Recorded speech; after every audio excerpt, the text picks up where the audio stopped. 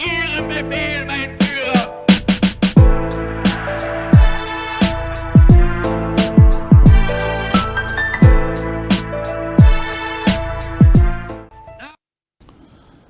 Droits humains, est-ce que la justice participe-t-elle à la construction d'un état de droit? Ça sera le premier sujet de cette émission. Deuxièmement, élection 2023, Félix Tshisekedi est-il le plus grand favori à la présidentielle? Mesdames et messieurs, bienvenue dans Face à l'opinion. Aujourd'hui, nous recevons un candidat député national. Il est aussi président d'un parti politique, Parti Orange. Monsieur Fillon Ndoboni, merci beaucoup de nous faire confiance et bienvenue dans Face à l'opinion. Merci beaucoup, ça a toujours été un honneur de venir participer à cette émission et surtout d'échanger avec la population. Vous savez que c'est toujours important de faire de mises à jour, de discuter, d'échanger, de partager la pensée et orienter la population vers une destinée meilleure. C'est notre rôle et je me sens honoré d'être invité ici. L'honneur est partagé. Fillon Ndoboni, je m'avais présenté votre brève présentation, justement. Mais avant de le faire, Madame Naomi Pila, Mbote Nayo. Mbote, maman, madame. Madame Nalingala, c'est madame. Ngondo à moi, si. Ok, Ngondo, oui. Alors, vous êtes détenteur du titre d'architecte de l'Institut de bâtiment des travaux publics et d'un master en transformation sociale, leadership et bonne gouvernance. Vous avez également poursuivi plusieurs formations dans les domaines de leadership, compétences en ressources humaines, passation des marchés. Professionnellement, vous êtes membre de la Société des architectes du Congo et de l'Union des architectes internationales. Vous avez été pendant 10 ans cadre à RTL Congo. Vous avez gravi plusieurs échelons jusqu'à devenir en 2010 président du Parti Orange, votre propre parti. C'est en ce moment-là que vous êtes engagé en politique. Oui, sur le plan professionnel, je suis aussi le président de l'Ordre des architectes. Donc, je ne suis pas seulement architecte, mais j'assume la fonction de président national de l'Ordre des architectes. Ce n'est plus M. Bunel Dibale. C'est l'ancien président, effectivement. Félicitations. Vous êtes élection. Alors, deux sujets. Premièrement, droits humains, comme je l'ai dit, la justice participe-t-elle à la construction d'un état de droit? Alors, M. Fillon Ndoboni, cadre de l'Union sacrée de la nation, qu'en pensez-vous?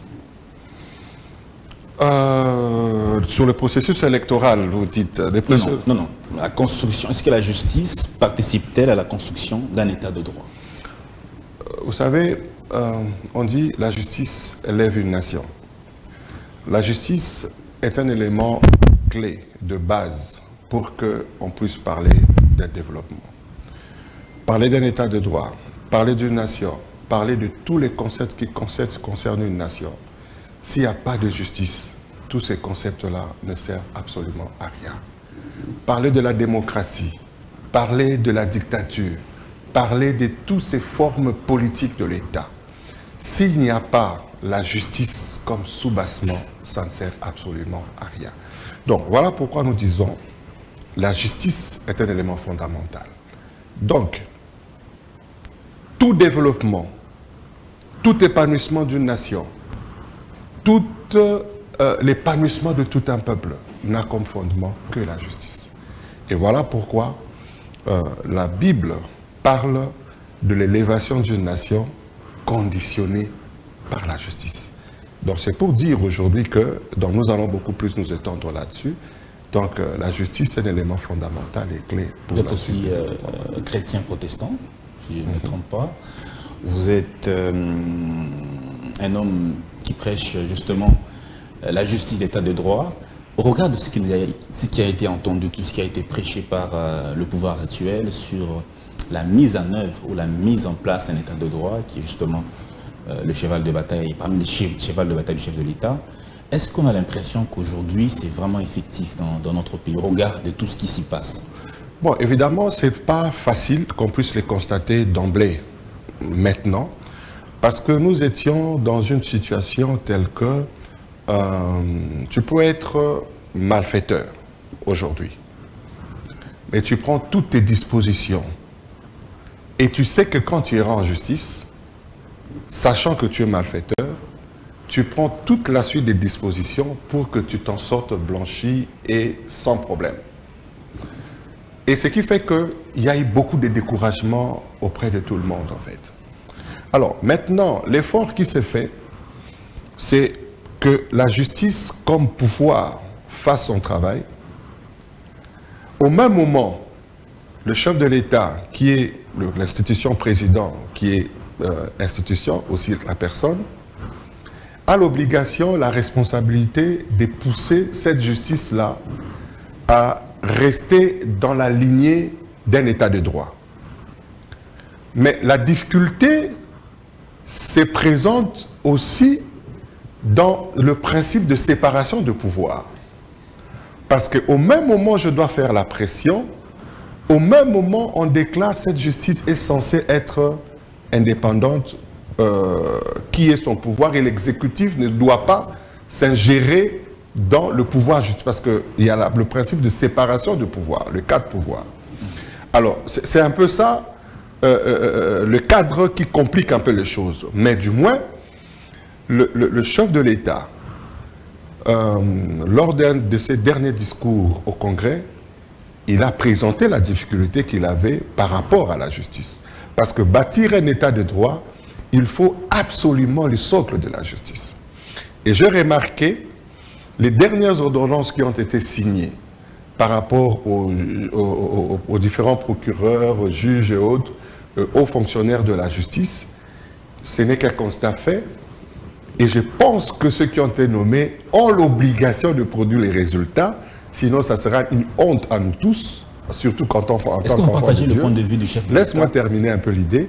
Okay. Parce que les différentes personnes nommées, je constate que la majorité d'entre eux sont des pasteurs. C'est-à-dire, ils exercent le ministère chrétien. Ce sont des enfants de Dieu et ils sont censés être la lumière du monde, le sel de la terre, et présenter toutes ces valeurs dont la Bible parle. Vous comprenez? Donc, ils sont élevés à ces rangs parce que, justement, ils dégagent en eux ils dégagent en eux certaines valeurs. Et ces valeurs-là, ils doivent maintenant les appliquer dans la gestion de la justice. Est-ce que vous partagez le point de vue du président de la République quand il a dit que la justice est entre les tuer la nation? Oui, mais évidemment. Si, écoute, moi, je vole. Je sais qu'on va m'arrêter.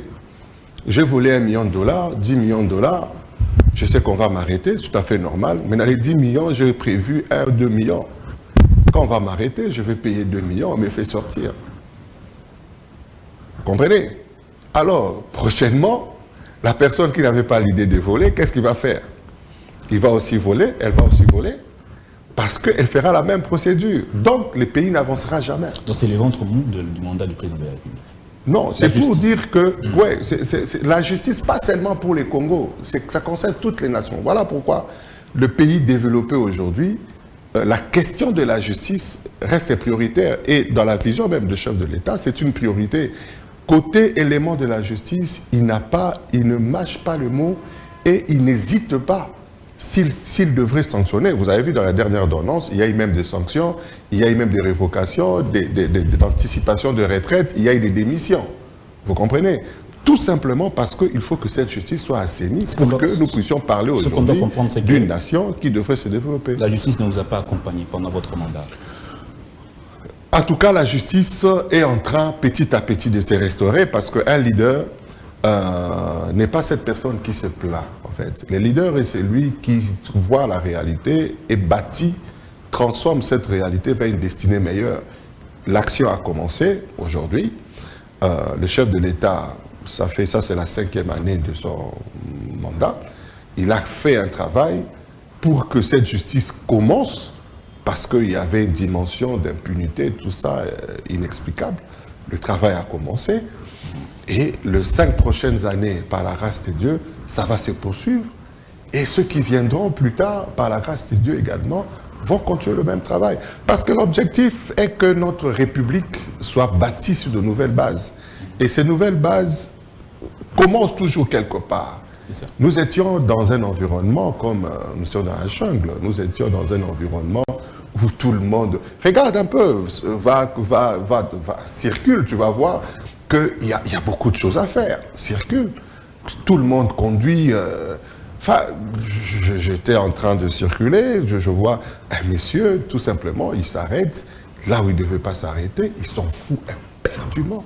Et il sait que personne ne va lui faire quelque chose. Il reste là 2 minutes et toute la voie était bloquée. D'accord. Et quand il a fini, il est parti. Donc c'est pour dire que c'est toutes ces petites choses, la discipline ne pourra entrer que par la justice. Par la justice, d'accord. Avant de donner la parole à Mme Naomi Pila pour sa première question, les opposants, certains opposants, certains responsables des ONG pensent que la justice est utilisée pour réprimer certains activistes des droits de l'homme, mais certains opposants. Il y a des cas qui sont cités, notamment le cas de Salomon Kalonda, Mike Mukibai, Franck Diongo, et le tout récent cas de Stanis Boujakira, de Jean-Marc Kaboum, de Jeff Mulongo, de Lens Omelonga. Il y a journalistes et activistes des droits de l'homme, ainsi que politiques des hommes d'opposition. Alors, que répondez-vous à ceux qui disent que cette justice est utilisée pour réprimer ceux qui ont une voix divergente de celle du pouvoir? Bon, c'est ce qui est dommage en fait, parce que quand on a été habitué avec la notion de, comment on appelle, de la liberté d'expression, deux fois, ça se confond un peu, hein, parce que la liberté d'expression, pendant qu'elle est là, si tu ne fais pas attention avec certaines déclarations, tu entres dans un autre domaine et ce domaine-là peut te rattraper. Parce que tu as la liberté, mais dans cette liberté, d'autres également en ont, et ça constitue également leurs droits. Donc, le droit des uns et des autres devra faire attention à ces droits-là par rapport à ta liberté.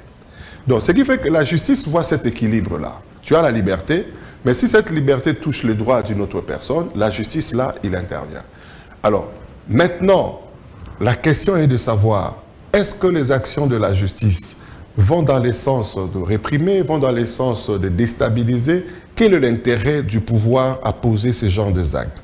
Quel est l'intérêt? Vous savez, un politicien, quand il réfléchit à la chose qui va facilement soit déstabiliser son pouvoir, soit déstabiliser son plan de travail, soit déstabiliser la vision qu'il a pour le pays. Bon, les noms que vous m'avez cités là, quel devrait être l'intérêt de toute une machine de la République de poser des actes, utiliser la justice pour des actions ciblées et le mettre à côté? Je pense que par rapport au principe de la séparation du pouvoir, il faut constater que la justice fait son travail d'une manière autonome. Qu'il le fasse de la bonne ou de la mauvaise manière, il doit assumer toutes les responsabilités par rapport à ses actes et à ses actions. Au même moment qu'il y a ces arrestations, entre guillemets, et au même moment, ces mêmes personnes arrêtées ont le droit d'avoir des avocats et ont tous les articles de la République pour aller, qu'on fasse leur défense, de manière à ce que dans ces règles de jeu, ils soient. Et le magistrat suprême, s'il se rend compte que, quelque part, les choses ne se font pas d'une manière correcte, là, la loi également lui donne la possibilité de trancher ou de poser certains actes par rapport aux grâces, des trucs comme ça. Et tout ça, c'est à son niveau. Donc, ici, j'aimerais plutôt que nous puissions avoir un débat avec une certaine objectivité. Parce que le pays a été pendant longtemps géré par les émotions. Moi, depuis un temps, je n'aime plus cette dimension d'émotionnel. J'aime avoir la rationalité des choses. Parce que quelqu'un, il a besoin de quelque chose, peut facilement venir te parler, talangaï, yokelanga mawa, tout ça. C'est bien, mais en fait, ce discours, c'est pour t'amener à toucher ton cœur et que tu quittes du rationnel et que tu poses des actes par rapport à l'émotion. Or, la dimension émotionnelle nous fait quitter dans la bonne gestion des choses. Sauf qu'il faut toujours avoir l'émotion par rapport à ce que tu as, c'est nécessaire. Mais il faut rester dans le rationnel pour ramener le pays vers une destinée où tout le monde va avoir sa part. Parce que si on est dans les émotions, je donnerai à toi, je ne donnerai pas à tel, parce que j'ai l'estime par rapport à toi. Ok? Donc, ça c'est très important. Il faudra vraiment qu'à ce niveau, que l'on puisse réfléchir. Donc la justice, pose ces actes, il a l'entière responsabilité, elle a l'entière responsabilité des actes qu'il est en train de poser, parce que c'est un pouvoir qui n'a rien à voir avec le pouvoir judiciaire, avec le pouvoir exécutif. Monsieur Fillon Dodoboni, ce qu'il faut que le solo, ce qu'il faut que le sembo pensa de bosso ya banamboka, bakanyo souezali ko salema ya ba arrestation de kauti ko loba yango selon akaj alobi kezali ko contredire engagement ya président Félix Tshisekedi ya ko restaurer l'état de droit. Selon na niveau nini politique à intervenir pour détruire l'image de la justice.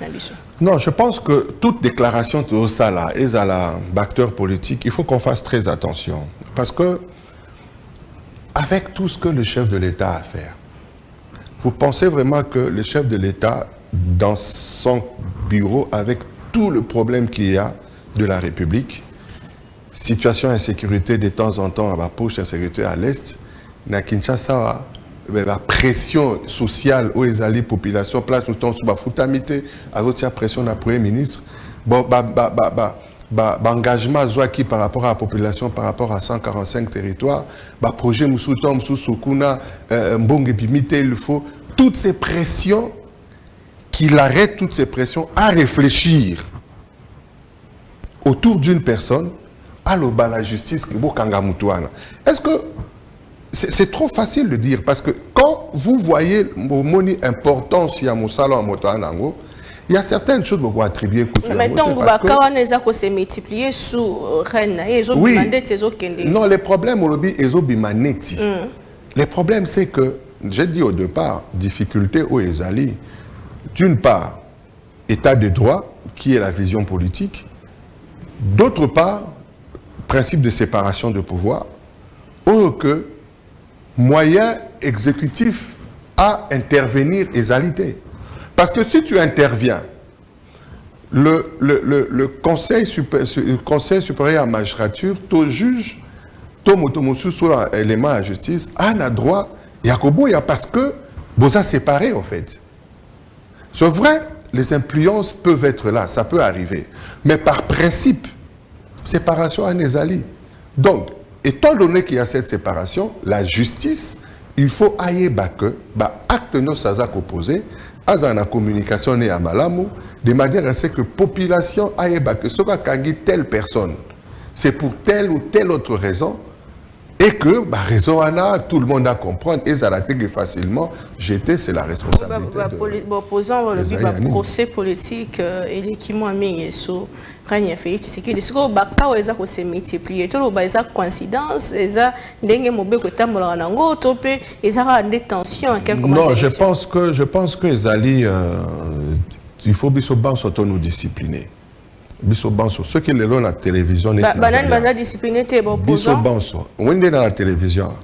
Ceux qui rendé Nazalia na lobby momoko il y a insulte. Soit Mokonzamboka, soit une autorité du pays, soit Nini. Et que Nabimi a interpellé Bakangi Ngaï. Au Loba Kezali, Bazo a attaqué ma police. Non, parce que je n'ai pas su retenir ma langue. Il faut que sagesse, maturité, on est comme la mise au banc. Toi, que n'a pas acte tout ça reposé, n'a pas discours tout ça, n'a pression et la population tout ça pour et pousser bisoter, soit on a la déclaration, soit il a reposé certains actes. Parce que acte pendant que tout le monde a un cadre à liberté, expression, à démocratie, justice, ça a au monde comme infraction. Vous comprenez? Ça a au monde comme infraction.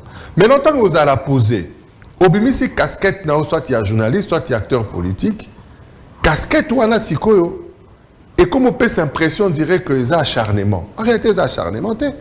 Et ça y est, acte posé. C'est aussi le procès, M. Ezali Neti, c'est vrai, on parle d'acharnement sur le procès par Bukanga Lonjo. Je dis comme ça, Eling à la Mutuka Sikoy. Mais, puis ce banc sur Toebi Namboka Oyo, Mbonge Bimaki na Bukanga Lonjo, plus de 250 millions de dollars, les lots Bukanga Lonjo, ils allaient sauter. C'est un fait. Mbonge Bimaki, ils allaient sauter. Mbonge Ekindapi. Bukanga Lonjo, Ekindapi. Qu'est-ce qui s'est passé? Est-ce que l'État a le droit de battre? Justice a le droit de battre? Poser cet acte, c'est un acharnement. Et ces acharnements, ils allient une réalité par rapport à la gestion en Boka et Salami à un certain moment. Il faudra que réalité est banale. Et la justice, il faut assumer responsabilité. La justice, c'est ça, mais l'autre côté, ils ont demandé parce que la plupart, il y a des collaborateurs, il y a des chefs de l'État ou engagés qui procès, ils ont facilité, mais l'opposition, non, c'est là que je suis en train de dire, la justice, il faut assumer responsabilité à la décision à sa cause. Voilà la politique, il y a la quantité. C'est ce que je dis. Je ne me pas la côte sa politique dans l'Escambouango, parce que le côté politique, c'est au débat. Parce que tout ça, na niveau et à responsabilité des uns et des autres.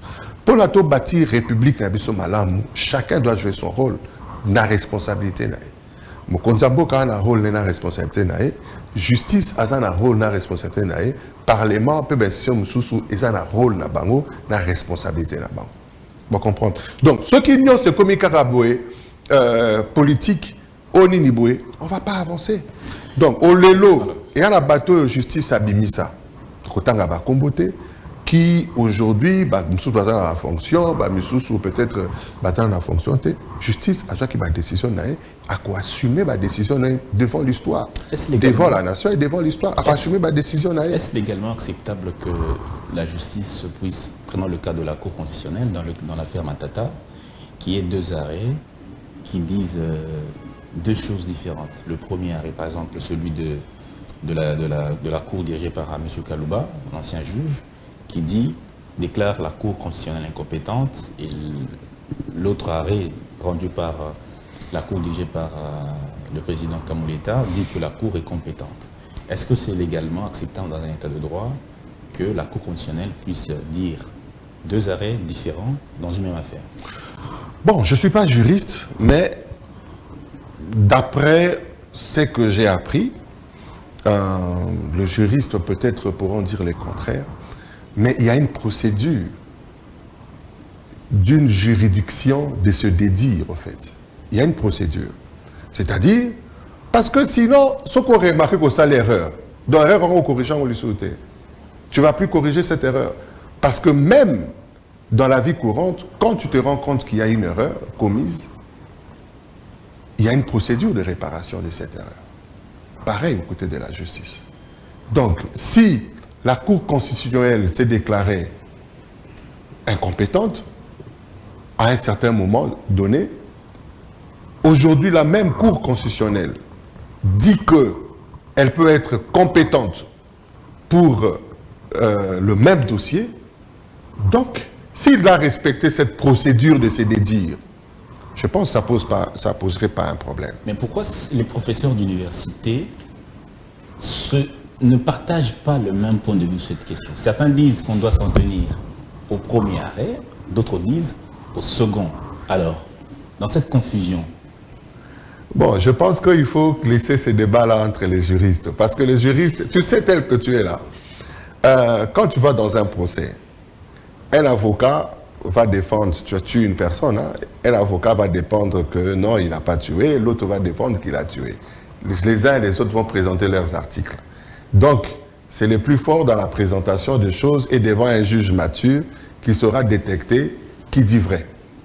Donc, c'est la responsabilité du juge de la Cour constitutionnelle de détecter la meilleure chose. Je pense que l'option a déjà été levée à ce niveau-là par rapport à cette compétence. Et moi, je pense que d'une manière logique, réfléchie, sinon tous les anciens premiers ministres tels que notre pays avance, tu as été Premier ministre, tu peux commettre toutes les bêtises possibles du monde, il n'y aura aucune juridiction qui s'occupera de toi après.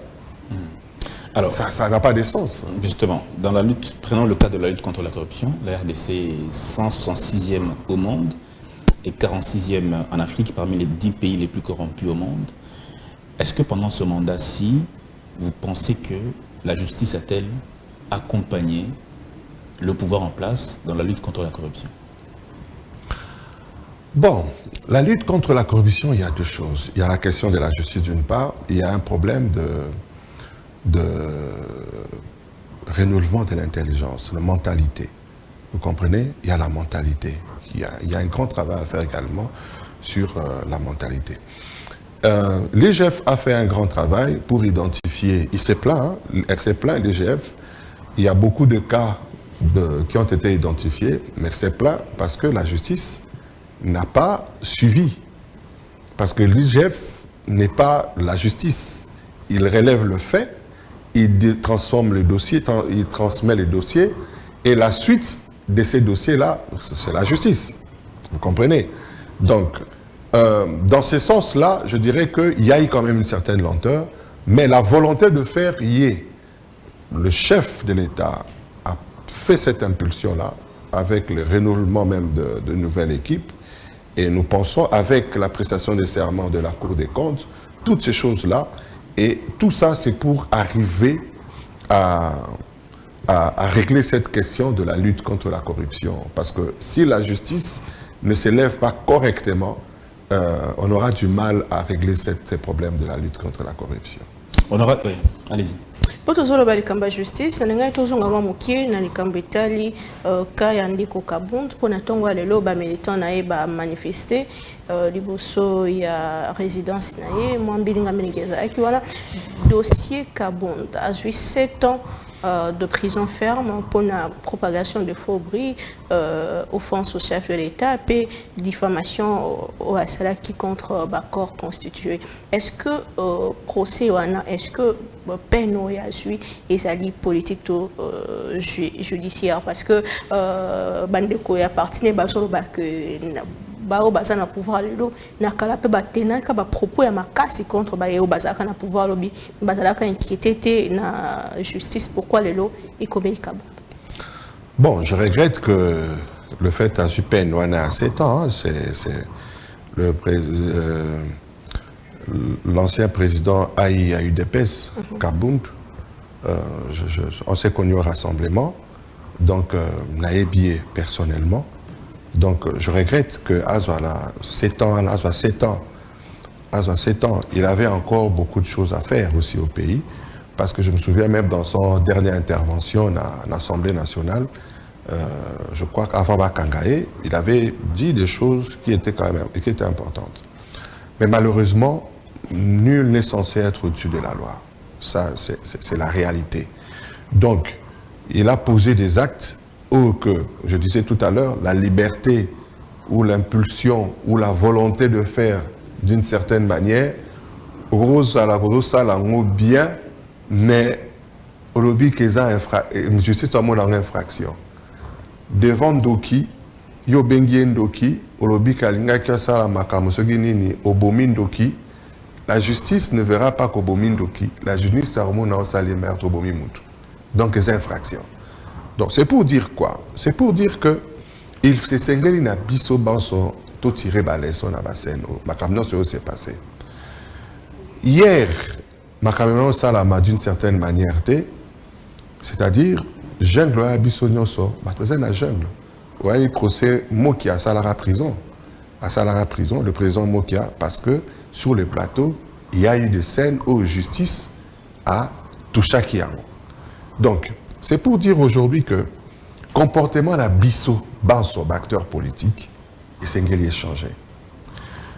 Bâtir une nation moderne, un état de droit, ils en ont des règles.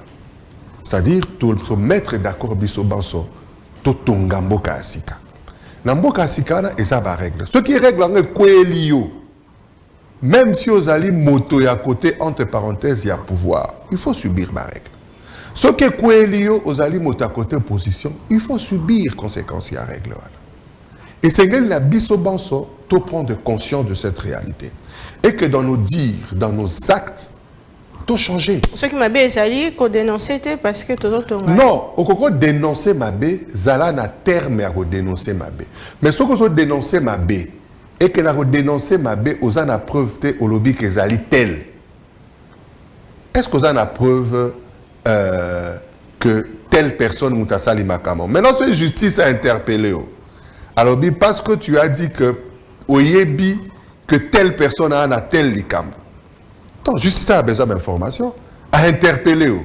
Il y a Oyebi Sabiso, tel wana ezali nani. La prochaine année, souka loba qui fallait pas benga le la renseignant et non bakangaye parce que après ça qui information comme quoi mbongo bimaka et non,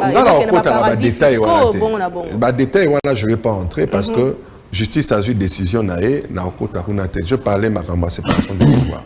Je suis d'une manière générale. Je parle pas d'une manière particulière. Il y a Ndekonangai Kabund. Je ne parle pas d'une manière particulière. Mais je dis seulement que c'est une interpellation pour Nabiso Banson.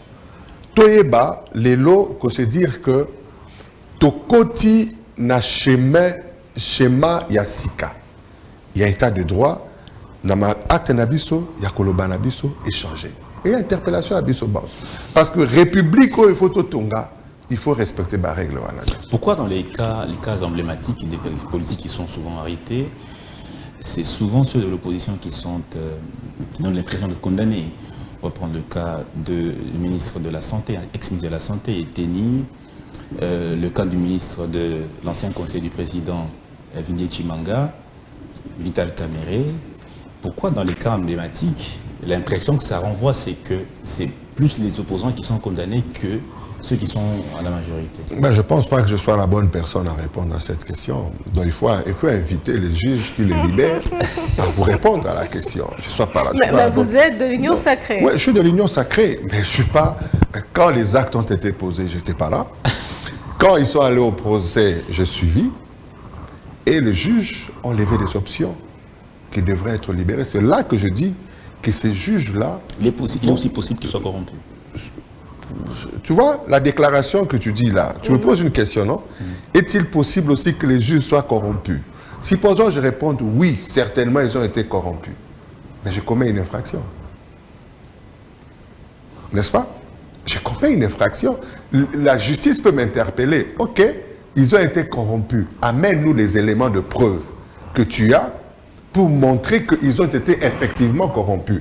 Parce que le chef de l'État fait la lutte contre la corruption et la loi ne permet pas à ce qu'un juge perçoive l'argent de tel ou tel autre. Si tu as des preuves, donne-nous ces preuves-là. Et on arrive là-bas, je n'ai pas de preuves. Mais je commets une infraction. Et si on me met en prison, je veux dire qu'on m'a arrêté parce que... Non, c'est pourquoi je dis qu'il faut faire... Tu vas poser une question, non? Et si je réponds à la manière dont tu m'as posé, vous comprenez? C'est là que je dis il faut beaucoup de sagesse et beaucoup de maturité. On doit grandir. L'opposition, le pouvoir, aujourd'hui, nous tous, nous devons avoir un seul objectif, le bien-être de la population. Moi, je ne suis plus dans ces discours-là où l'on fait sans que je puisse voir l'intérêt de la population là-dedans. Les shows-là de l'opposition ou les shows du pouvoir, le peuple n'en a pas besoin. C'est dont la population a besoin. Le résultat final, il puisse avoir comment se faire soigner, comment se déplacer, comment envoyer les enfants à l'école et comment est-ce que la vie va être meilleure pour tout le monde. Qui que ce soit, tu sois de l'opposition, tu sois du pouvoir, quand tu poses un acte qui va dans le sens de l'intérêt de la population, tout le monde doit t'applaudir. Et c'est ça la vraie République dont on a besoin. Et chacun devra jouer son rôle. Ils ont dérangé Minoté comme on a une opposition ils ont que pouvoir il y a terreur, pouvoir il y a répression, pouvoir il y a aucun opposant. Franck Diongo l'a dit et c'est presque tout le monde qui le dit. Même il y a une communauté internationale qui va reprendre le discours là-bas. Non, communauté internationale, je ne pense pas qu'ils ont dit des choses comme ça. Acteurs politiques sont bien, très bien. On est en démocratie, hein? Chacun est libre de faire Bani Nae, Ndengue Akosala. Mais terreur, de terreur. Pouvoir où il y a le président Félix Tshisekedi, ils ont la terreur. Les gens basala ba marcha ba zongaka. Lisa Sebete Mutute. C'est vrai que débordement un policier ou bien nini pour nini a sali un dérapage et ça la maranango, mais aussitôt fait, on voit la justice comment ils ont intervenu, militaire, ils ont intervenu pour barrer rapidement le comportement où ils ont facilité, ils ont permis l'état de droité. Donc, Lelo ba marche libertaire au sein de l'activité politique. Ndengeza lelo. Nandengeza la qui lobby. Je pense qu'il y a quand même une évolution. C'est vrai qu'à l'époque de président Honoré, il y avait aussi l'activité non salama. Mais la répression qui a marche, ils ont nous on a fait de marche. On a été au front avec réalité non salama. On a fait tout ça. Naebi la dernièrement tout ça, ndeba betarabiso masasi na wileri. Hein? Ngana kimi na kino kota la morgue à mamaemo. Tu vois? Merci beaucoup. Donc pour dire que Ndekonangai Franck Diongo ayebi ndenge makabwa nezalaki. Il est conscient que discours wana rosala dire que le pouvoir est commis à c'est pas correct. Il faut être vrai, il faut être sincère. Moi, je pense que si chacun de nous entre dans cette dimension à sincérité, Torotongambo Canabiso rapidement. D'accord, on va prendre la deuxième thématique, élection 2023. Tshisekedi, est-ce qu'il est le plus grand favori à l'élection présidentielle? Il y a déjà 3 candidats, 4 même, on va dire, qui se sont, donc 3 pour l'instant, parce qu'il y a eu Matata Ponyo qui a déposé, Constant Moutamba et Rex Kazadi, qui se sont déjà annoncés, ils ont même déposé leur candidature. Le président Tshisekedi certainement va déposer également. Au regard de ce qu'il a fait pendant les 5 ans, de 2019 à 2023, à la fin, 2023-2024, est-ce qu'on va se dire qu'il est le candidat, le plus grand candidat favori de la présidentielle? Bon, tu sais, à la veille des élections, il faut toujours être modeste. OK? Même si on est conscient qu'on est favori, mais tant que la Cour constitutionnelle ou la CENI, pardon, n'a pas encore publié les résultats, il faut toujours être modeste. Il ne faut jamais aller dans une bataille avec un esprit de triomphalisme. Mais il faut toujours aller en bataille avec la conviction de gagner. C'est différent avec le triomphalisme. Il faut aller avec la conviction de gagner. Je pense que le chef de l'État a cette conviction partant de ce qu'il a fait et c'est là où nous sommes aujourd'hui. Il est conscient qu'il a un discours. Il est vrai, il y a encore beaucoup de choses à faire. Tu vas me parler de la réalité sociale, le panier de la ménagère, tout ça. Dépréciation de la monnaie. Dépréciation, il y a beaucoup de choses à faire. Vous savez, quand il y a de masses monétaires, de masses importantes qui sont mises sur le marché, ça a toujours un impact sur l'équilibre monétaire. On doit investir, l'argent sort, les jeux de la francophonie, il fallait beaucoup d'argent à circuler. Il y a le projet là de, comment on appelle, le 145 territoires, où toutes ces choses devraient, selon les promesses, s'achever avant la fin de son mandat. Donc c'est tout à fait normal qu'il y ait un peu ces déséquilibres financiers. C'est tout à fait normal. Mais la chose la plus importante, c'est de savoir qu'il a un discours à tenir, le pays a commencé là. Et voilà là où nous sommes. Il peut au moins dire que quand nous avons commencé, j'avais besoin d'argent, il y avait un sérieux problème financier. Voilà l'effort que je fais, voilà ce que nous avons aujourd'hui. Quand j'ai commencé, on avait un sérieux problème pour garantir notre stabilité avec certaines réserves. Voilà où nous étions, voilà est-ce que nous sommes arrivés. Quand je suis arrivé du côté éducation et autres, voilà les taux d'analphabètes que nous avions été d'autant, c'était des 33%. Aujourd'hui, nous sommes à plus ou moins 25%. C'est vrai, il y a encore beaucoup de choses à faire, mais il y a un élan qui est en train de se faire. Il peut au moins dire que quand je suis arrivé, voilà au moins le nombre de kilomètres d'infrastructures. C'est pas seulement à Kinshasa, c'est beaucoup plus à l'intérieur, des routes, tout ça. Autant de kilomètres qu'il y avait, voilà aujourd'hui autant de kilomètres que nous avons. Il peut au moins le dire. Il peut au moins dire que voilà dans tel village, dans tel coin, dans tel territoire, tous les territoires, pendant plus de 25 ans ou 30 ans ou depuis l'indépendance, des centres n'étaient pas réhabilités, il n'y avait rien comme infrastructure de base, mais j'ai réussi dans tous ces 145 territoires à mettre les infrastructures de base. Il peut au moins dire, Guémena par exemple, depuis que le Congo existe, n'a jamais eu une route asphaltée, j'ai quand même fait 11 km de route là-bas. Vous voyez, donc c'est pour dire qu'il y a un discours qu'il peut présenter à la population. Et c'est face à ces discours-là que les gens vont lui faire confiance pour lui donner un deuxième mandat. Ça, c'est une part. Deuxième chose, il y a les adversaires. Prenons les cas de l'opposition aujourd'hui. Bon, j'ai beaucoup de respect pour tous les opposants. Quand j'ai commencé la politique, parmi les premières personnes avec qui je me suis rencontré, il y avait le président de l'ECD, Fayoulou. On a échangé, on a discuté. Mais aujourd'hui, il a levé l'option, il a fait son choix, il est dans l'opposition. Mais c'est quelqu'un pour qui j'ai beaucoup de respect. Mais aujourd'hui, il a fait une déclaration avant les élections, demandant à tout son parti de ne pas se présenter aux élections. Bon, maintenant, ceux qui étaient aux députations nationales et provinciales n'ont pas postulé. Du moins, quelques, entre parenthèses, rebelles sont allés postuler ailleurs. Maintenant, lui, que va-t-il faire? Va-t-il postuler ou pas? Voilà l'équation qui se présente là. Même à son niveau, ou au niveau de son parti, il ne sait pas encore s'il va être candidat ou ne le sera pas. D'accord. Bon. Mais quelle est la plus grande réussite du président Tshisekedi pendant ces, on va dire 5 ans, parce qu'on est déjà à la fin du mandat? Quelle est, parmi ces réussites que vous avez tantôt citées, quelle est sa plus grande réussite? Moi, je pense que la plus grande réussite, ce n'est pas une réussite matérielle. Ce n'est pas une réussite en termes des infrastructures faites. Ce n'est pas une réussite en termes de la gratuité ou autre chose. Mais c'est le fait de nous mettre sur une direction. Ça, c'est la plus grande réussite.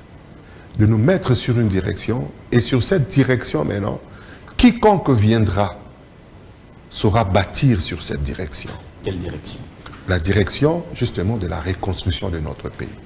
Parce que vous savez, je ne sais pas si vous avez déjà eu le temps de lire les projets ou de vous imprégner de ces projets de 145 territoires. Ces projets-là, c'est le socle du développement du Congo. Ces projets-là, les 145 territoires, qu'est-ce qui va se passer dans la suite? L'ensemble de la population va entrer dans ce qu'on appelle le circuit financier. Je peux avoir l'argent à te payer, mais si tu n'es pas dans les circuits financiers, tu n'auras pas d'argent. Bien que l'État a l'argent. Je ne sais pas si je me fais comprendre. Mais les circuits financiers va faire assez que ceux qui ont du travail au niveau de l'intérieur, par-ci, par-là, l'argent va circuler et les activités des uns et des autres vont se développer et le paiement même de ces gens vont entrer dans les circuits de paiement normaux et le pays va se développer. Ça, c'est une direction. Parce que si on doit parler en termes d'infrastructure, c'est vrai, il y en a beaucoup, mais les développements, au-delà des infrastructures, il y a d'autres éléments. Il y a plus d'une année que ce projet a été lancé. Oui, mais tu sais... Sur l'ensemble du pays. Oui, quelles sont les réalisations palpables et bénéfiques pour le peuple? Non, écoute. Comment je peux dire? Tu sais, quand tu es à Kinshasa, ici, tu as l'impression que la vie s'arrête à Kinshasa. C'est quand tu vas à l'intérieur, parce que ça pouvait aussi être faire un show à Kinshasa ici, hein, les Quinois le disent, mais la vie ce n'est pas Kinshasa, la vie c'est à l'intérieur. Quand je dis des choses de l'intérieur, c'est parce que j'en sais quelque chose. Je suis dans certains projets, j'en sais quelque chose. C'est ce qui a été fait. Hein? J'en sais quelque chose, parce que si je me mets à citer ici, on va citer tel centre de santé, tel hôpital, ce n'est pas ça le discours en fait. Parce que ce que nous visons, c'est le développement d'une manière globale. Donc, je donne un exemple. Attends d'abord. Tu sais qu'aujourd'hui, bien qu'on n'en parle pas, je suis obligé d'en parler. Tu sais qu'aujourd'hui, d'ici peut-être la fin de l'année ou début de l'année prochaine, on va inaugurer le nouveau Mama Yemola, l'hôpital général, qui aura le bloc présidentiel, les blocs qui sera à mesure de prendre en charge avec tous les équipements possibles toutes sortes de difficultés qui font que les gens sortent du pays. Est-ce que tu sais ça? Va là, va à Mama Yemola. Tu vas voir un grand bâtiment, rez-de-chaussée plus 3 ou 4 qui est en train de se construire, qui va être inauguré, mais on n'en parle presque pas. Mais vous allez voir. Avec possibilité d'atterrissage d'un hélicoptère, tout ça, pour acheminer rapidement les gens, prendre une personne à tel endroit et l'amener. Est-ce que vous le savez?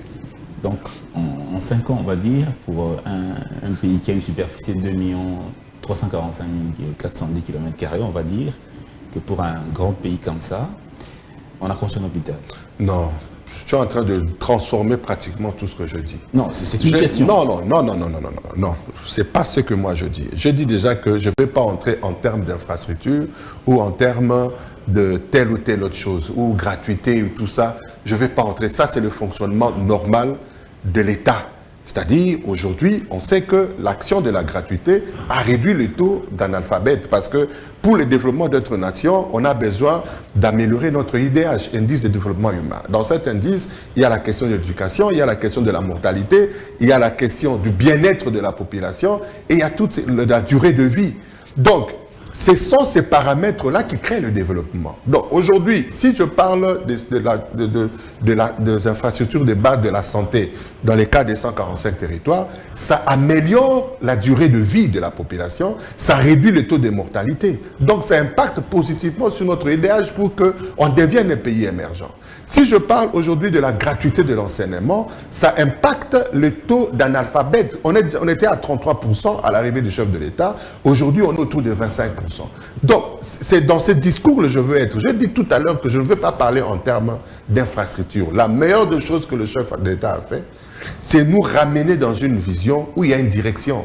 Même après lui, le pays s'est engagé dans une direction qui va faire à ce que nos indicateurs de performance de la nation vont s'améliorer pour que les développements soient effectifs. Donc, il ne faut pas être dans un discours avenue Sendoué, avenue tout ça. Vous êtes journaliste, allez vous-même découvrir ce qui a été fait avant ou après. Mais moi, le béni du Cambéta dit récite, c'est ce qu'il faut relever l'échec qui est chef de l'État pendant quinquennat dans les années. Parce que Bazo a accusé, mais il n'a pas tâtonné, il n'a pas décision, et puis il s'est invité, toqué dans 100 jours, toqué dans les genoux. Échec n'est pas casse pendant quinquennat. Non, le chef de l'État lui-même l'a dit. Je ne veux pas aller au-delà de ce que Yemo Kalobaki a lobby que le plus grand regret au Azanango, ou que difficulté à Makassi, et ça là qui coordination, la supervision, il y a un projet au Alansaki. Il a regretté cela devant tout le monde, et c'est vrai. Parce que quand tu parles de 100 jours, c'est un projet. Projet Wana, initiative Ezalaki, mais il y a beaucoup de projets comme ça où que Batu, il fallait piloter le projet Wana. Ils n'ont pas piloté correctement. Dengue, il fallait ça. Donc, c'est justement ce que je dis. La justice, ce n'est pas. Voilà pourquoi il faut un jour benga procureur à tourner la question. Mais vous tournez la question, là, néga bien. Parce qu'à ça un mandat sur place. Hein? Si vous trouvez la question, il y a le pouvoir sur place, parce que tant qu'il y a Fandiawa, les mains à la côté. Il peut seulement, vu, pas bêtis caché, vous voyez aller, bouquet. Nous sommes en direct à Osala, dans une parenthèse juste pour. Donc, vous tournez la question. Parce que tout ce que nous faisons aujourd'hui, nous faisons ça à l'élo. En tout cas, il faut assumer ma responsabilité. Moi, je ne veux pas assumer la responsabilité. Il y a un juge, parce que si Moutoumou a salarié Bouzoba, ils doivent assumer leurs responsabilités. Il faut devant tout le monde que Oyo, il n'a pas joué son rôle. On a défendre tête, on a parce que ils ont responsabilité à représenter l'élément, n'abimisa qui est pour naboyer. Ce n'est pas ça qui pression politique, alors on a ça qui pression politique. Mais du moins, Ngaï n'a lobby que pouvoir judiciaire a une autonomie, a eu ma décision, il faut à la mesure, il y a quoi argumenter, ma décision à qui. Mais est-ce qu'en termes d'espoir, en termes d'attente, au Banamboka Bazaki, en 2019, tu as eu un discours, ils ont dit Kabila Kende, médiocre, Kende, Église catholique à l'Oba, en population qui n'a poussé à changement. Tu as dit Félix Tshisekedi en 2019, les lots 5 ans après, est-ce que ceux qui ont Taliban en Boka Congo, vraiment restaurer l'espoir, il y a vie malam, il y a na Mwanamboka Félix Tshisekedi. Il est vrai que d'une part, il y a beaucoup de gens au bazar déçus. D'une part. Mais d'autre part, ceux qui comprennent des choses voient une lueur d'espoir dans les développements pour l'avenir. On comprend. Déçus dans le sens nini, il y a le temps en Israël, en Égypte. Bah regretta qui tant babimi, babimi en Égypte, bakomi en ligne. Et belé bah regretta juste, hein, Égypte, hein. Bah si Moïse, quand il fallait tout ça, bisokuna kula tu maintenant il y a bien. Mais maintenant il y a bien, bon il y a film tout le monde, à tout moment, il y avait des problèmes. Et bobo sani kolela parce que vous avez rencontré certaines difficultés, na marche na bino bozana ngo po abokoma. C'est le même comportement aujourd'hui. C'est vrai, ils ont une marche.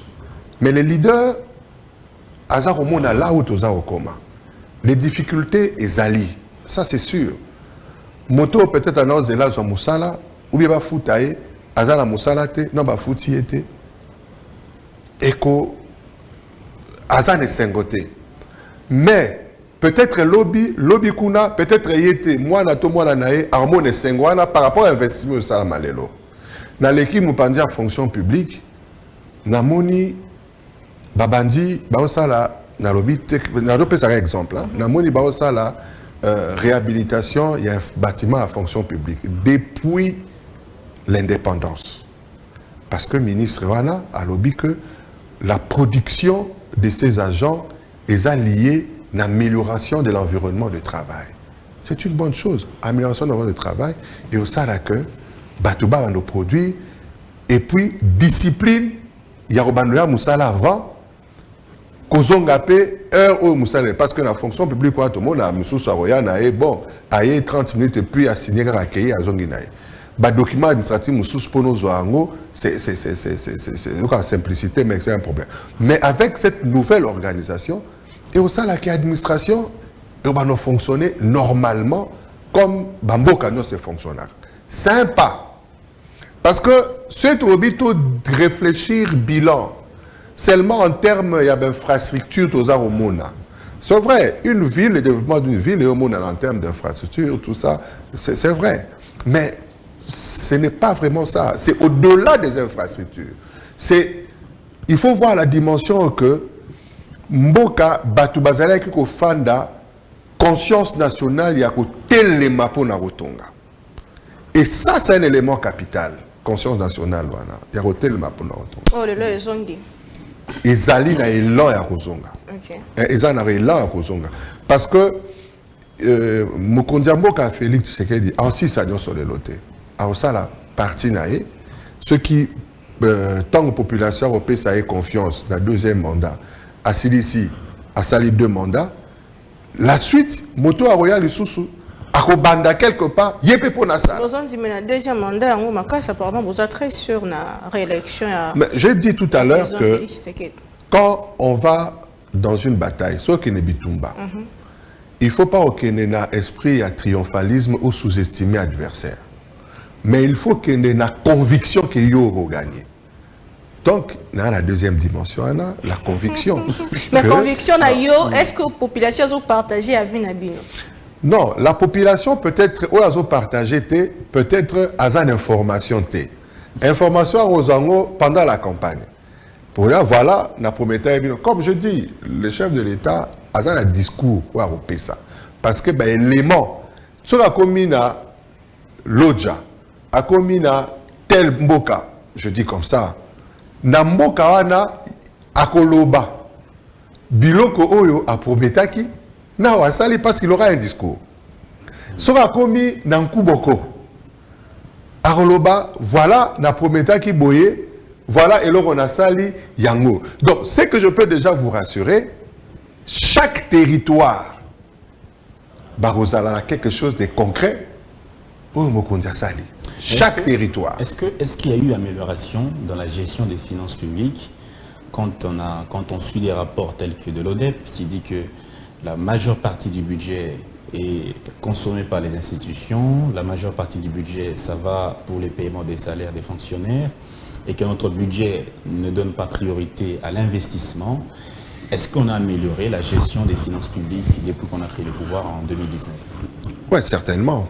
Certainement, parce que le budget d'abord s'est amélioré. Et puis des deux, on voit des investissements. Et là encore, il y a une réalité. La pression sociale, il faut augmenter le salaire des gens, parce que tu es en train de dire tout à l'heure, une bonne partie, d'après le rapport dont tu as fait allusion, une bonne partie, plus de 60% va dans les institutions, les salaires, tout. C'est pour dire qu'il y a une dimension de l'homme, la personne de l'homme qui devra, on peut dire, te retarder Moussala Oyo, mais l'homme te mettrait en condition. Mais on dit que la primature et la présidence sont parmi les institutions les plus budgétivores. Bon, j'aimerais bien voir... C'est que le Parlement. J'aimerais bien voir le rapport. En principe, la gestion d'un budget, c'est en fonction de l'engagement qu'on a pris à l'Assemblée nationale. C'est-à-dire les différentes lignes budgétaires existent. Les députés adoptent le budget. C'est-à-dire la présidence, la primature et toutes ces personnes ont leur ligne, ont le plafond de leur ligne budgétaire. C'est-à-dire quand on respecte les choses comme telles, chacun est censé rester dans sa zone comme prévu dans les prévisions, excusez-moi la tautologie. Bon, quand on va au-delà, il faut avoir des justifications pour prouver pourquoi on est allé au-delà. Soit on a fait l'excédent, qui a fait qu'il y avait des urgences, tout ça. Ces détails-là, il faut en avoir, c'est possible, mais il faut en avoir et essayer d'en discuter, quoi. Mais rapport aux autres qui s'il y a des dénonciations, et ça a mis pire récemment, même Martin Foyle a dit que le député Mourandais reçoit dans les 21 000 $, alors que la population a souffert, a compris la misère. Le peuple d'abord, qui a appliqué en voté. Bon, je crois que ces débats-là, je ne veux pas me mettre, il faut inviter les députés, je crois que les cas qui, moi je ne suis pas député, donc je n'ai pas encore vu... bulletin à salaire, il y a un député. Le député karaté, le ministre, même la présidence n'est pas développée. Je ne suis pas encore député, je ne suis pas encore ministre. Fayoulou qui l'a dénoncé à des députés à l'Assemblée nationale. C'est-à-dire que son information peut être sourcée, voilà, sur base... Confirmé par Denis Sessanga. Oui, mais bon, je pense que... bon, mais il continue à percevoir la même somme. Donc, quelque part, quelle est la motivation? Moi, je pense que ça devait aboutir peut-être à une conclusion. Nous avons 21 000 $. Je propose qu'à partir d'aujourd'hui, tout le monde reçoit 9 000 $. Et 10 000 $, sur 11 000 $, tout Kabolango, on donne aux enseignants, par exemple. Ça devait aboutir à une décision, une proposition comme ça, concrète. Mais quand tu dénonces sans proposition, c'est pour dire que tu fais les shows. On n'a plus besoin des shows. J'ai dit tout à l'heure là que les shows là nous amènent nulle part. Nous autres, je suis dans une réflexion où je suis en train de définir les actions prioritaires pour l'intérêt de la population. Donc, il faudra qu'on soit dans les concrets. Dénoncer sans proposition, ça ne sert à rien. Qu'est-ce que la population va gagner? Il fallait que la lutte continue et qu'on lance un vote, par exemple, à l'Assemblée nationale, qui est pour que nos salaires quittent 21 et deviennent 9 000 et que 10 000 wana, tout va nous payer sango, fonctionnaires, tout enseignants. Moi, je suis pour. Maintenant, la population allait voir tous ceux qui allaient être contre. Il faut du concret. Maintenant, quand toi, tu fais des choses, tu dénonces. Tu ne fais pas une proposition concrète. Donc, tu veux dire aux autres, voilà les mauvais, moi, je suis bien. Mais pendant que tu dis que tu es bien, toi-même, tu perçois en secret le même salaire. Qu'est-ce que nous faisons? Ça ne sert à rien. Voilà pourquoi je disais tout à l'heure, la chose la plus importante, ce n'est pas là où tu es ou là où je suis, que je sois dans l'opposition du pouvoir. Mais la chose la plus importante, quel est l'intérêt, toi et moi, nous poursuivons pour la population? Quel est l'intérêt? Dans la pression que tu fais à la personne qui est au pouvoir. Mais cette pression-là doit amener à ce que la population gagne. Dans l'action de ce que la personne qui est au pouvoir fait, doit faire à ce que la population gagne. Sinon, ça ne sert à rien. Et c'est ça la République dont nous voulons bâtir. Et voilà pourquoi mon discours ne sera que sur la République. La vraie République que nous tous nous devons bâtir pour le véritable Congo de nos enfants. Aux président un parti Orange, qui est dans ma ponomie, j'espère que vous soutenir le président Félix Tshisekedi. Comment est-ce que vous réagissez dans ma lobagnon ces Obama que fraude électorale les s'est préparé, chaos et cause à la cima, élection, processus c'est mal perçu dans la population. Comment est-ce que vous n'avez pas ça? Bon, vous savez que deux fois, je n'ai dit tout à l'heure que n'a idée à politicien ni sur un bon chaos. Tu fais deux fois un politicien en Bokaro, ça a prêté, m'a créé histoire mobo et ma réalité est a prêté, a créé histoire mobo pour se victimiser. Alors, ce relative victimisation à fin de compte, il y a organisateur aux problème. Chacun est libre à l'obandenga lobby, mais du moins le président de la CENI, selon les règles de jeu, président Moutabimisa a été présenté à l'intérieur à l'Assemblée nationale à Salam Moussala Nae à Bimi. La CENI a une autonomie à Makamounae. La Cour constitutionnelle a une autonomie à Makamounae.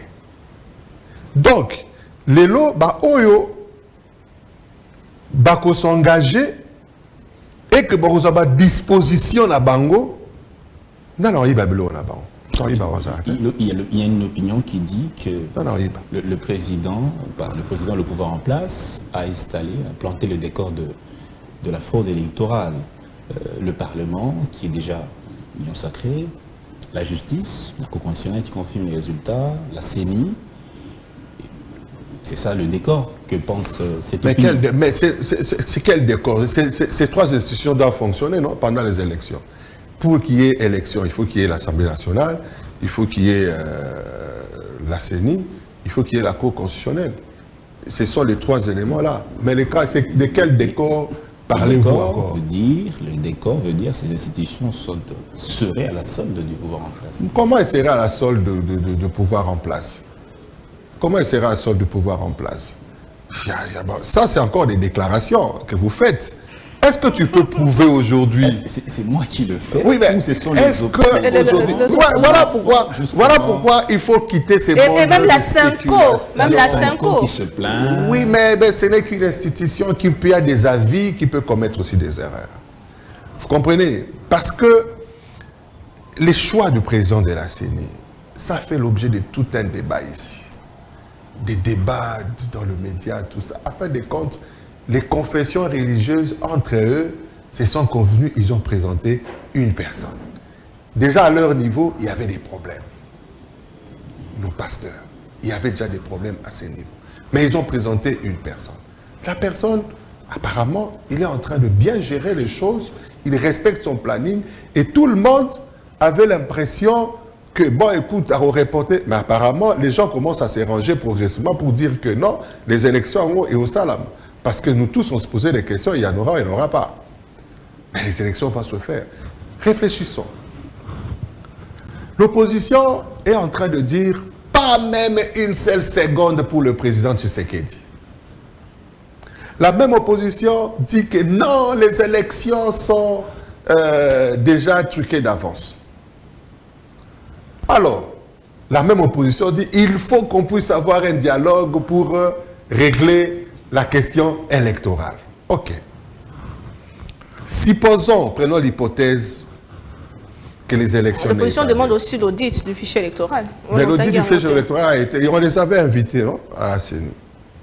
Ils étaient partis à la CENI. Ben, ils sont... Ben, voilà. Ces discours-là de l'audit du fichier, nous en savons quelque chose. Donc, supposons qu'il n'y ait pas élection. La même personne, les gens qui disent que le décor est déjà planté pour la victoire du chef de l'État, Félix Antoine Tshisekedi, tout ça, ce sont les mêmes personnes qui ne veulent même pas lui accorder une seconde de plus pour le second mandat.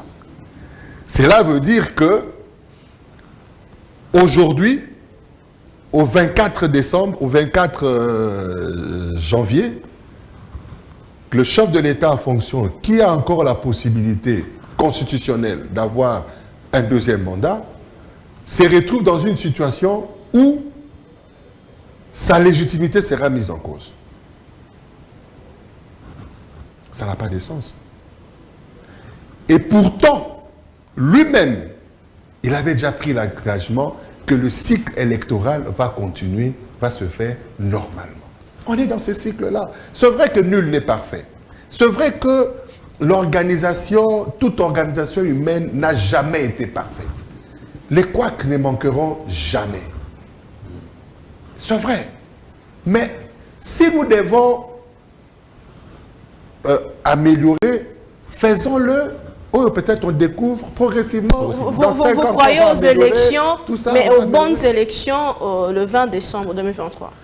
Il y aura élection au 20 décembre 2023.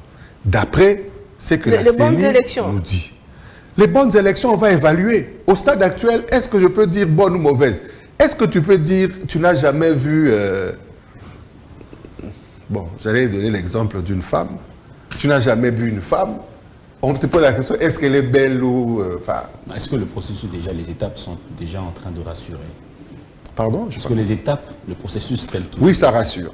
Ça rassure parce que tout ce que la CENI a promis, il le réalise. Alors, en si tout cas, président... jusque-là, il le réalise. Là, on est en train de finir. Il nous reste, je crois, moins d'1 minute.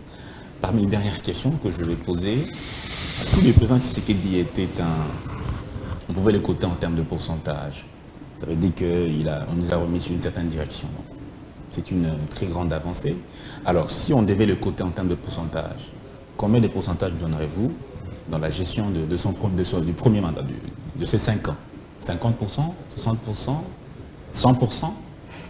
En tout cas, par rapport à ses objectifs tels qu'il s'était donné, je lui donne 70%. Donc, distinction. Je donne 70% par rapport aux 3 grands objectifs, à mon humble avis. Parce que j'ai toujours résumé le mandat du chef de l'État en 3 objectifs. Que j'ai résumé un peu toutes ses actions en 3 grands points. Il est en train d'accomplir le 3e point. Donc, le premier point, il arrive au pouvoir sans majorité, aucune majorité. Donc, politiquement parlant, il ne pouvait poser aucun acte. Parce qu'il est dans un environnement où ses décisions ne valent pas, ils sont totalement contredits par une majorité qui est avec lui. Donc, politiquement, il devait se donner une majorité d'agir. Vous comprenez? Et il a fait. En 2 ans, il a réussi à transformer les donnes. Il s'est donné une majorité par l'union sacrée. Donc, il a une machine politique qui lui permette d'agir. Tu sais, les développements, ce sont les lois, ce sont les décisions, ce sont toutes ces choses. Si tu n'as pas tout ça, tu ne feras rien. Le premier point, il a réussi, parce que c'était un point très important. Deuxième point, puisqu'il a reçu le premier point, les réformes qu'il devait accomplir et tout ça, il devait avoir les moyens financiers, les moyens en termes sur le plan international en diplomatie. Il devait avoir le moyen organisationnel. Tous ces moyens-là, il devait les avoir.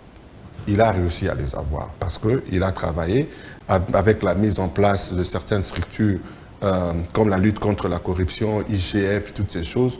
Les revenus de l'État ont augmenté. Ça l'a permis de poser certains actes sociaux sur la gratuité et autres, qui est prise en charge totalement maintenant par le budget de l'État, parce que la première année, il fallait des subventions.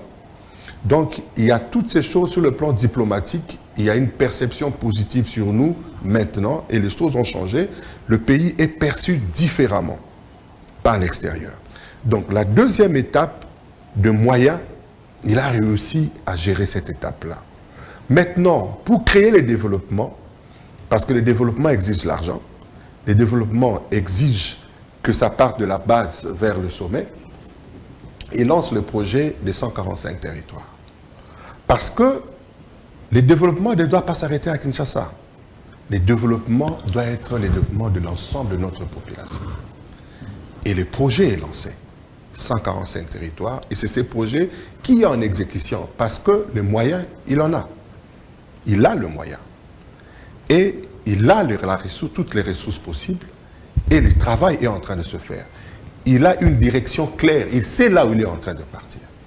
Donc, on est à la troisième étape de l'exécution de ces 145 territoires.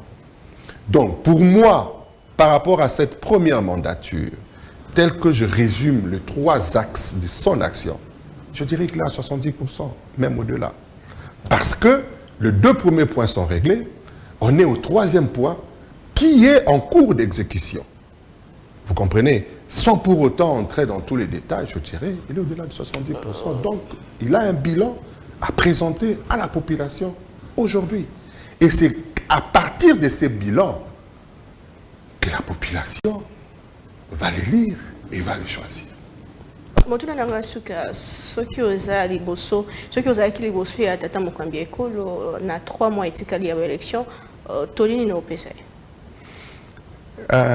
eza la kamona mwena bimusangwa ezate mais eloko wana soki na ye soki ya yebisi ya salango et avec ce joker mais mwena lobangwa ezate parce que na lobby ngwa et aussi mbaté. Donc, bato capter, donc ça idée nangai, donc faut la garder.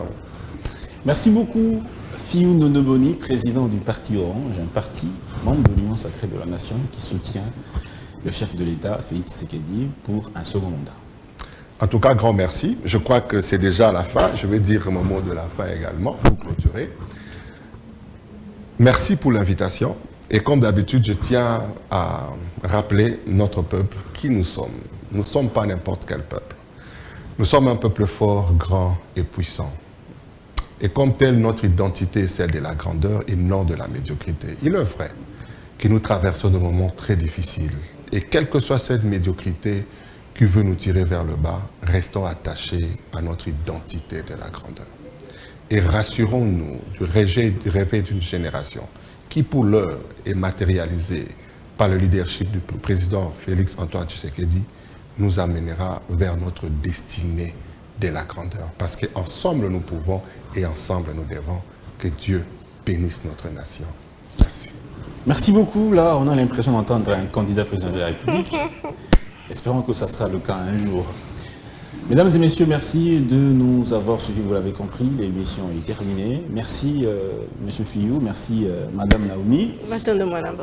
Merci à vous, chers téléspectateurs, de nous avoir accompagnés. Merci à Marthe Mbombo, Bestel Luca et à Homo Fortis Elika de nous avoir accompagnés techniquement. Et très bonne suite de programme chez vous. Au revoir.